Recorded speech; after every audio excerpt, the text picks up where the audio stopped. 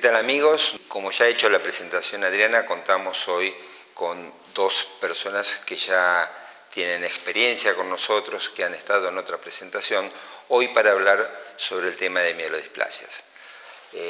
Virginia, gracias por haber venido, Aide lo mismo. Y bueno, para entrar en tema y una definición no médica para que nuestra audiencia pueda interpretar esta palabra tan difícil que es mielodisplasia y que después nosotros lo vemos como una cosa bastante rutinaria y fácil de interpretar o no tanto. Bueno, muchas gracias Oscar, Aide y Adriana. Un gusto estar con ustedes compartiendo este espacio. Como comentaba Oscar, los síndromes mielodisplásicos, que así se llama un grupo de enfermedades con manifestaciones diferentes que en general se caracterizan por presentar anemia, descenso de las plaquetas que se llama plaquetopenia o descenso de los glóbulos blancos y eso se lo llama leucopenia. Es una enfermedad amplia, como les decía hace un rato, porque tiene diferentes y variantes síntomas al momento de la presentación, que puede ser porque el paciente al tener las plaquetas bajas tiene algún sangrado, porque está muy cansado porque tiene anemia o porque tiene infecciones recurrentes que motivan la consulta periódica. Es una enfermedad poco frecuente en la gente joven, pero a medida que se incrementa la edad es cada vez más frecuente, llegando en los pacientes de 80 años a tener una incidencia de 25 casos cada 100.000 habitantes, así que en ese grupo etario es una enfermedad no tan infrecuente. Es decir, es un número importante para este grupo etario. Exactamente. Y lo importante es que a lo mejor llegan después de venir caminando y recorriendo distintos clínicos que no dieron pie y no entendieron bien por qué la anemia y esa disminución de glóbulos blancos, claro, y nos llegan a nosotros politratados. Exacto. Cuando a lo mejor la consulta hematológica tendría que haber sido previa.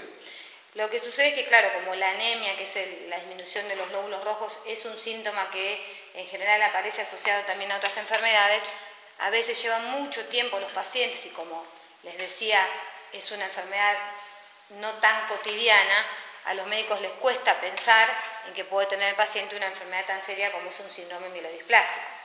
Por eso la sugerencia es que, bueno, ante una anemia persistente con algunas características específicas, como que en general tiene los glóbulos rojos bien grandes y si a eso se asocia que además también tiene las plaquetas bajas o el paciente tiene los glóbulos aún normales pero con infecciones recurrentes, uno tiene que estar alerta porque desde luego un diagnóstico precoz siempre va de la mano con un mejor resultado. Correcto. Y son pacientes que tienen a lo mejor requerimiento transfusional. Exacto. Y para esto hay, ya ahora sí, entrando en el tema un poco más médico, una definición o una clasificación de las distintas mielodisplasias. Exacto. Y dentro de ellas, en un lenguaje claro para que todo el mundo lo comprenda, es que hay dos grandes grupos de síndromes mielodisplásicos. Los síndromes mielodisplásicos de alto riesgo y los síndromes mielodisplásicos de bajo riesgo, que en general son más frecuentes. Si nos enfocamos a los síndromes mielodisplásicos de bajo riesgo, la anemia es el síntoma más frecuente, llevando a la transfusión. La mayoría de los pacientes deben transfundirse porque es una anemia que se llama refractaria a todos los tratamientos sustitutivos y a veces la cifra de hemoglobina o de glóbulos rojos con los que el paciente convive son demasiado bajas o extremadamente sintomáticos, porque un paciente de 80 años que tiene una anemia, aunque sea leve, no es lo mismo que ese grado de anemia en una persona que tiene 50 años. La anemia, que los hematólogos en general decimos, bueno, tiene una anemia, en este grupo poblacional es un síntoma muy importante a tener en cuenta porque eso va de la mano con un deterioro muy marcado en la calidad de vida de estos pacientes y en realidad en este grupo etario, digamos, la calidad de vida es tal vez más importante que la cantidad. ¿Sí? Porque que un viejito que pudiera hacer sus mandados o vivir solo en su casa deje de hacerlo, eso va de la mano con un deterioro muy marcado y una percepción de deterioro en su calidad de vida muy significativa.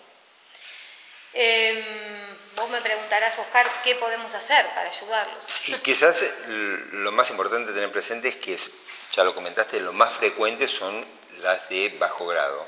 Exacto. y si no fuera porque tienen que tener requerimiento transfusional, tienen una evolución bastante prolongada en el tiempo. Exacto. Hasta que hagan algún tipo de transformación hacia alguna otra patología. Exacto. Con lo cual son pacientes que no son respondedores a tratamientos y necesitan una terapia sustitutiva crónica de transfusiones. Exacto. Con lo cual esto nos conlleva a potenciales complicaciones que en algún momento, lo hemos charlado, el hecho del acto transfusional hay que interpretarlo como un trasplante de un tejido y esto puede acarrear algún tipo de rechazo a las transfusiones. Exacto. Pero creo que acá lo importante es la acumulación de hierro que hay en estos pacientes que tienen una calidad de vida relativamente buena, pero con una potencial complicación. Claro. Sí, volviendo un poco a la gran separación, digamos, los pacientes de alto riesgo, ¿sí?, que son aquellos pacientes que su vida se mide en meses, por decirlo de alguna manera, tienen un espectro de tratamiento bien diferente a este grupo de Correcto. pacientes. El único tratamiento curativo para esta enfermedad es el trasplante halogénico de médula ósea, a la que, como ustedes se imaginarán por el grupo etario, acceden entre un 5 y un 10% de los pacientes solamente, ¿sí? Es decir, que en función del grupo de riesgo al que los pacientes pertenezcan, que está determinado por una cantidad de variables complejas y que no viene al caso comentarlas, los pacientes de alto riesgo se tratan de una manera y los de bajo riesgo se tratan de otra. Los de alto riesgo, como su evolución va a hacer la transformación hacia una enfermedad más agresiva como es la leucemia aguda, tienen un tratamiento enérgico que después, si quieren, lo podemos charlar en más detalle. A diferencia de los pacientes de bajo riesgo, que como en realidad viven muchos años porque el riesgo de transformación a leucemia aguda es mínimo, correcto, uno debe enfocarse fundamentalmente a ver cómo le mejora la calidad de vida, y eso va de la mano de varias situaciones, ¿sí? En primer lugar, de tener un buen control de la anemia y tenerlo con una cifra de transfusiones acorde a que el paciente se independice de los síntomas, y eso no es solo de un valor, sino que muchas veces en los estudios de calidad de vida lo que se dice es que el paciente debe transfundirse hasta que el paciente esté asintomático. Correcto. ¿Sí? ¿Qué sucede? ¿Por qué hablamos tanto de las transfusiones? Porque hoy por hoy, tanto de glóbulos rojos, que es lo más frecuente por la anemia, como de plaquetas, el único tratamiento efectivo, que en realidad se llama tratamiento de soporte, es la transfusión. ¿Qué sucede? Estos pacientes están años anémicos, años con requerimiento transfusional, y a pesar de que la transfusión es un procedimiento, como decía Oscar, simple y rutinario, tiene sus efectos a largo plazo, y uno de ellos es la acumulación del hierro en los tejidos orgánicos. Si bien esto, como son el hígado y el corazón fundamentalmente, tiene mucho tiempo hasta que se desencadena, también está visto que el hacer algo sobre la sobrecarga de hierro va directamente relacionada con una mejor calidad de vida del paciente, porque los pacientes que reciben tratamiento quelante, como así se llama, el tratamiento para remover o prevenir la acumulación dañina del hierro en los órganos, rápidamente empiezan a sentirse mejor, por un efecto indirecto, digamos, relacionado con la quelación. Esta es una de las herramientas o tratamientos, por decirlo de alguna manera, que si bien no es específico para la enfermedad, es muy importante para el alivio de los síntomas, y son de las pocas novedades que tenemos hace poco tiempo, no tanto tiempo, digamos, porque para el descenso de las plaquetas se transfunden plaquetas, y para el descenso de los glóbulos blancos, más que alerta y algún plan de vacunación que tengan los pacientes, lamentablemente no hay otra cosa, ¿sí? O sea que de las novedades tenemos que agarrarnos porque es lo que le va a permitir al paciente tener algún alivio. Correcto. Inclusive lo que uno hoy está tratando de ver es que si yo sé que este paciente va a tener un historial, porque lo estoy viendo, que tiene un alto requerimiento transfusional, quizás yo no voy a esperar a que tenga un exceso de hierro, seguro, sino que en vez de correr el aumento de hierro desde atrás, tratar de ponerme al pie para que no tenga estas complicaciones que es la sobrecarga en el hepático, cardíaco, como comentabas. Incluso viste que también hay algunas publicaciones que dicen que la quelación de hierro se asocia también con menos riesgo de infecciones. Totalmente. Sí, entonces eso también es una cosa a tener en cuenta, sobre todo para estos pacientes que van a estar muchos años recibiendo transfusiones. Así es. Aide, sé que lo tuyo es una tarea polifuncional, sí. porque tu asociación que representás está dirigida a los pacientes con linfomas, sí. pero te has hecho cargo también de los pacientes con mielodisplasia. Contanos un poquitito. Estuvimos junto con la doctora Prates en el Simposio Internacional de Mielodisplasia en Berlín. Y bueno, ahí conocimos los últimos tratamientos y yo personalmente me contacté con las organizaciones europeas que manejan la patología, asociaciones de pacientes, y bueno, aprendí cómo ellos están trabajando y desde Linfomas Argentina damos apoyo a los pacientes que tienen esta enfermedad, en el cual generalmente los que se contactan con nosotros son familiares, porque estamos hablando de pacientes añosos, y por supuesto no tienen idea de qué le están hablando, que es una mielodisplasia, en el cual bueno, nosotros les explicamos un poquito de qué se trata, les damos información sobre la patología, al mismo tiempo brindamos otros servicios como asesoramiento psicológico, acceso al medicamento. Muchas veces estos pacientes tienen dificultad para hacer los trámites para conseguir los medicamentos y nosotros los guiamos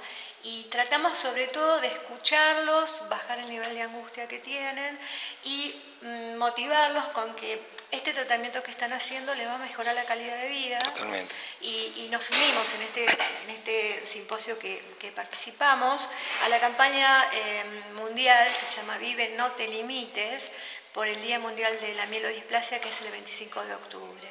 Para que, sobre todo el mensaje es para los pacientes, para que sepan que la vida sigue y que, por supuesto, haciendo estos tratamientos, la calidad de vida se transforma y pueden seguir con su vida habitual, ¿no? Esto que Aide está comentando, que lo está diciendo de una forma muy sencilla y que parecería fácil, para nosotros como médicos es un pilar fundamental, porque ellos son los que están educando desde afuera y con el idioma del paciente que recibe, es decir, no es el médico, sino que están llevándolo con otro lenguaje para la interpretación. Y la apoyatura que dan posteriormente y el sostén, es decir, es un trabajo complementario que es fundamental para la buena praxis y un sostén y, como dijiste, ser contenido al paciente, la angustia de ese paciente y poder brindarle las soluciones que necesita. Sí, porque ¿sabes qué pasa? Sobre todo el paciente cuando está en la consulta del médico está muy en ese momento en estado de shock y hay un montón de preguntas que no les surgen en ese momento. Entonces después llegan a su casa y se ponen a pensar qué les dijeron, qué es eso y qué sé yo, entonces es cuando nos llaman a nosotros y nosotros más tranquilamente y ellos también más tranquilos escuchan la misma información que recibieron en el consultorio, pero en otro estado, ¿no? Entonces, y ustedes se contactan con los médicos para que haya... La doctora Prates es nuestra asesora médica. Correcto, así que, para que haya una común unión y todos tiren desde el mismo lugar. Totalmente, o sea, la información es una información cuidada, es la doctora nuestra asesora, así que... Perfecto. Es maravilloso. No, de eso no tengo duda. Vamos a un corte y enseguida volvemos.